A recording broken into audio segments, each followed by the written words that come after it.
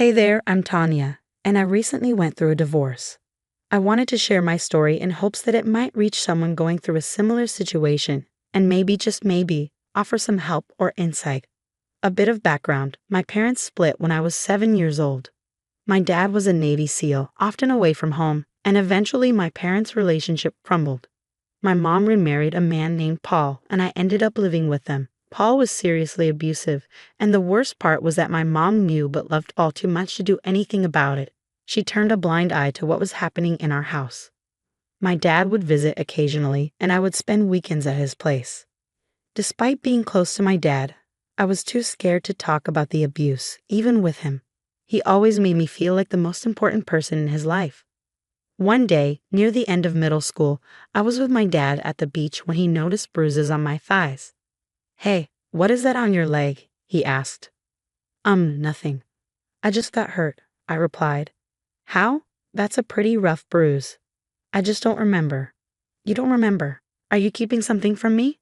"Dad, no. I must have gotten it in PE. You know you can tell me about anything. I may be away a lot, and maybe you're closer to your mom, but my love for you is just as strong, if not stronger." "Dad, actually, I'm sorry I haven't told you this, but Paul, he's cruel to me." "Cruel how?" "Well, sometimes he hits me. I'm not saying it's without reason. I bear some blame too. One day, I left the door open and his dog escaped. He used his belt on me." "What? Where was your mom?" Mom turns a blind eye to it. "Darling, fear not. This ends right now. I'm taking you to my place, and you will be staying with me. I'll have a serious talk with your mom. This ends now." My father took charge of the situation, and after legal proceedings, he obtained full custody of me. I moved in with him, which was a much better setup. Due to his work commitments, I often stayed at my aunt's place nearby. My mother initially apologized and tried to reconcile, but she eventually cut me off. Truth be told, I wasn't as close to her as I was to my dad anyway. I went on to medical school, earned a degree, and became a licensed cardiologist, fulfilling a lifelong dream. Both my dad and aunt were immensely proud of my achievements. During this phase of my life, they were my only family. I wasn't particularly outgoing but had a couple of close friends. Given my profession, I made an effort to be more extroverted, and to my surprise, I became quite adept at it. I met my husband Justin at a karaoke bar, an unusual place for me. But it was my friend's birthday. Justin needed a partner for a duet of Time of My Life, and my friends, knowing I found him cute, pushed me to join him. It turned out to be a really enjoyable night, and we exchanged numbers. We started dating, and I introduced him to my dad. My dad liked him immediately. Justin, a marketing assistant, had a likable personality and provided the love and care I had missed before my dad stepped in. A year into our relationship, Justin took me back to the same karaoke bar where we first met and proposed. "I think it's time for us to start the family we've always talked about," he said. "What do you mean, babe?" I asked. "Tanya, there's something I've been wanting to ask you for a while now." "What is it, Justin?" "When we first met at that karaoke bar, I had no idea I was meeting the love of my life. You've brought so much happiness and warmth into my life, and I can't imagine spending it with anyone else. Tanya, will you marry me?" "Oh, baby, yes." I'll be completely honest. While some people might find it perfectly okay to get married within a year, for me, with the emotional walls I had built over time, it felt a bit early. I said yes in the moment but had many thoughts afterward. I loved Justin deeply, but I was afraid that if I asked for more time, he might consider ending our relationship. So I decided to go along with it. We had a very private wedding ceremony. I invited my mother, but she didn't show up, which was somewhat disappointing because, after all, she was my mother. However, my dad was there, and I was immensely grateful for his presence. He walked me down the aisle, and I was officially married to Justin. A year into our marriage, we were blessed with a beautiful baby girl. I remember after my delivery, the room was filled with balloons and flowers as everyone came to visit. My dad, Justin, and his parents. As a new mother, I decided to take some time off work to be with my daughter. That early time with Amanda was incredible, and I still cherish every moment of her babyhood. There's truly nothing as beautiful as bringing a child into this world. It is a testament to the wonders of life. Justin was working during this time, but eventually I had to return to my job. Justin was amazing as a dad, super playful and gentle with our daughter. He would even let her go to town with makeup on his face. He was a real sweetheart as a dad. But here's the thing, with both of us heading back to work, we decided to hire a nanny to look after Amanda. She was a little bundle of energy, and we wanted her to have the best care while we were away. After some time, I got pregnant again, and then out of the blue came the shocker. The doctor revealed that I was not just expecting one more addition to our family, but twins. It wasn't exactly what we had planned for, but it brought a boatload of joy into our lives. Little did we know that with the arrival of our children, the dynamics of our marriage were about to shift. Justin wasn't exactly thrilled that I earned more than him. He never openly discussed it with me, but I sensed his feelings when our friends Carrie and Dylan came over for dinner during my third trimester. "So how are you guys feeling about the babies on the way?" Dylan asked. "Oh, we are excited. A little nervous, but mostly excited," Justin replied. "Speaking of babies, have you guys thought about names yet?" Carrie inquired. "Oh yes, we've been brainstorming. We want something unique but not too out there, you know," I said. "Any favorites so far?" Carrie continued. "Well, we've been tossing around a few ideas but haven't settled on anything just yet," Justin added. "How about family names? Those can be really meaningful," Dylan suggested. "Absolutely. We've been researching strollers that can accommodate multiple babies. It's been overwhelming, but we'll figure it out," I said. "It's amazing how much stuff you need for 2 babies, right?" Dylan said. "Just tell me about it. Our checklist keeps getting longer," Justin replied. "Tanya, do you miss being at work?" Carrie asked. "A bit. You know, being a doctor is tough, but when you treat people and help them, it just feels so good to see their smiles," I responded. "Wow, a corporate worker and a doctor. Do you even manage to find time to make all these babies?" Dylan joked.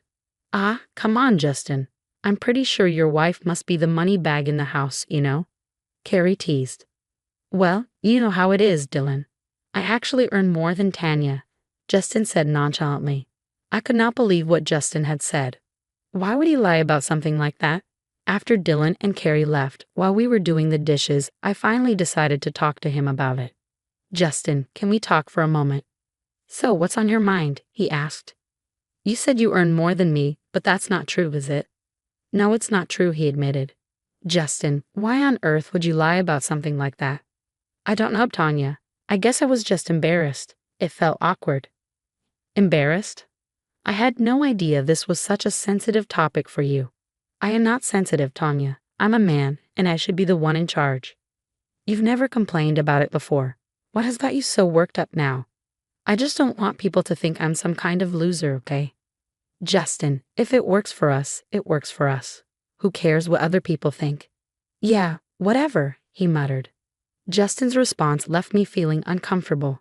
It came across as somewhat misogynistic. What was the problem if our arrangement worked for us? I never had an issue with having a husband who contributed less financially. After all, money is not what keeps a family together. At that point, I had a lot on my plate, so I didn't dwell on it too much. 2 months later, the big day finally arrived. My pregnancy had been complicated, but eventually I gave birth to twin baby boys. In the hospital bed, I held my precious little boys, Abe and Leon, in both my hands. "Our family feels complete, baby. You've made me the happiest man alive." "I love you," Justin said. "It wasn't all me, babe. Amanda, look at your baby brothers. Aren't they so cute?" "Baby brothers?" Amanda asked. "Yes, sweetheart. Do you want to sit next to Mom?" "Yes," she exclaimed. "Hello, baby brothers." At that moment, I felt an overwhelming contentment with my life. I dreamed of being the best mom to all my kids, something I had never gotten from my mother. My deepest desire was to provide them with everything they wished for and shield them from all the bad things in the world. Soon, I took the babies home, and we had the whole nursery set up for them. Justin and I both took some time off work. While Justin eventually returned to the office, I didn't. Then things got really tough at home, juggling the care of the babies and Amanda. We were in a tight spot financially, and things weren't exactly rosy. I had a strong desire to give my family the best of everything, and I had the means to do so. But we also needed a parent at home to take care of the kids. It was a challenging situation, and we needed to find a way to make it work. The issue was the significant income gap between us. Justin brought in only $30,000 a year, while I earned $150,000 a year. You could see the difference. From my perspective, it made sense for me to continue working. I had a good career and a well-paying job with the potential for salary growth. I thought I would talk things out with Justin, and he would understand my viewpoint, but things did not go my way. We had just had dinner, and Justin and I were in the twins' room to check up on them. 3 kids. We always planned for 2, but I'm not complaining. They're so cute, Justin said. Yeah, they are. Well, I want to talk to you about something. Sure, what's on your mind?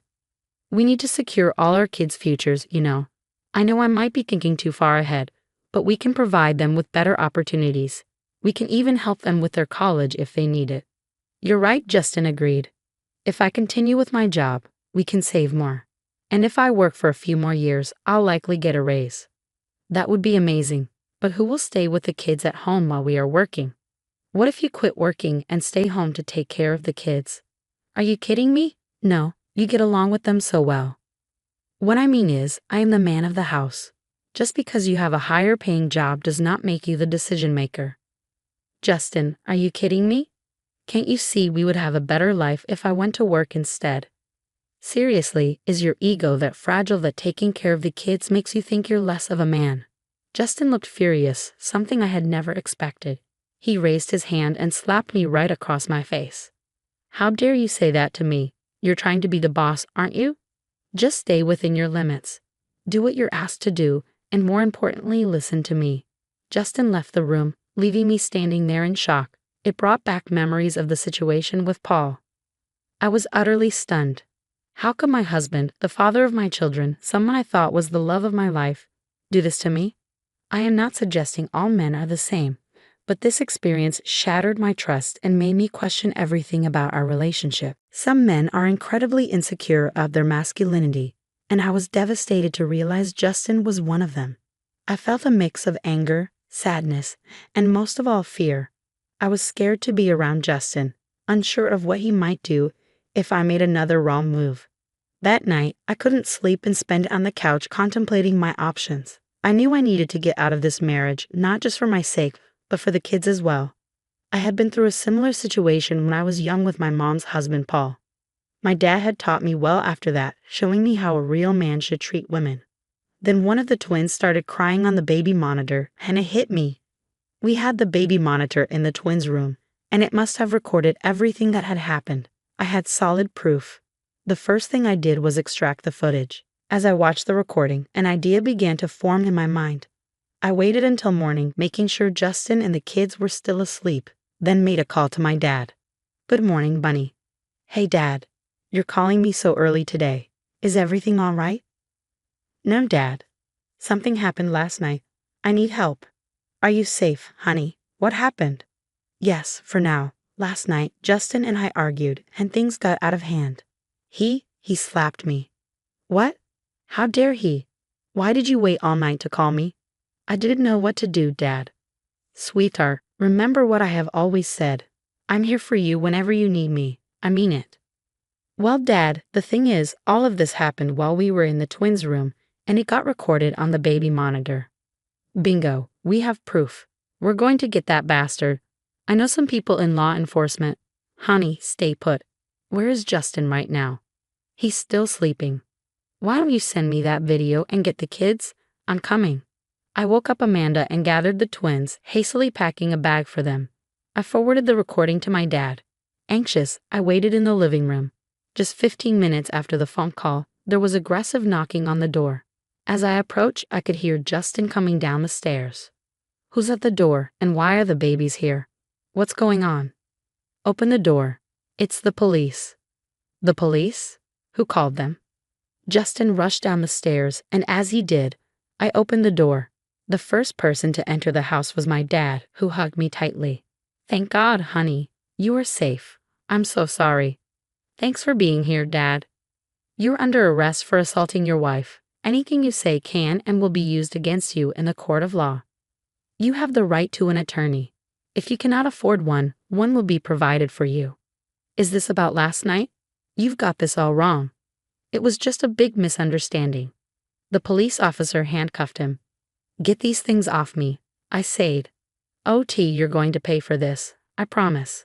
I will break your jaw if you ever speak to my daughter like that again. Consider yourself lucky that I did not handle this myself. Take him, officer. My dad drove me and the kids to his place. Both Justin and I hired attorneys, and there was a lot of courtroom drama. Surprisingly, his criminal record included a bar fight where the other person ended up hospitalized for a month. I had no idea of this. As a result, Justin was sentenced to 3 months in jail. I sent him the divorce papers and not only gained custody of my children, but Justin also did not receive any visitation rights. I had a lot to figure out, but my dad offered me a solution. You know I am retired. If you'd like, we can take care of the kids here until you have something else going on. No pressure. Dad, that would mean a lot to me while I figure things out.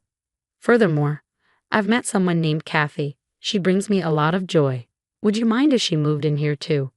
I had already asked her before all this happened and was going to inform you. No, Dad, I'm more than pleased. I'm glad you found someone.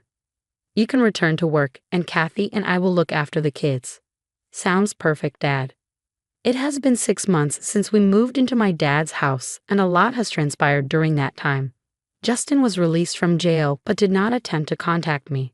I got back to work and met Kathy. She possesses wisdom and experience, and she's very affectionate. Surprisingly, she also provides motherly advice, filling a void in my life. All my kids are healthy, and Amanda has started preschool. Honestly, I believe I might need more time to fully recover from everything. However, on the bright side, I'm grateful for everything I have. For now, I am just concentrating on my work and my kids. It may take time to heal and grow, but surrounded by the love of my family, I know I will find my way.